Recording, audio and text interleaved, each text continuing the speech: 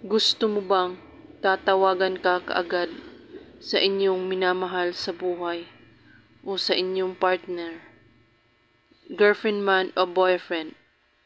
Gawin ito, napakasimple lamang itong gawin at napaka-epektibo.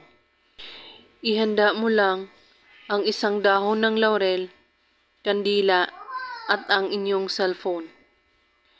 Isulat mo sa dahon ng laurel ang pangalan niya ng 3 beses at ang kanyang kapanganakan. At pagkatapos ay hawakan mo ang dahon ng laurel at iisipin mo siyang mabuti at siya lang ang tumatatak sa iyong isipan. At pagkatapos, banggitin mo ito ng paulit-ulit. Tatawagan mo ako ngayon na mismo. 3 beses mo ito ulit-ulitin habang nakahawak kayo sa dahon ng laurel. At pagkatapos, sunugin ito at ang abo nito ay isaboy sa hangin.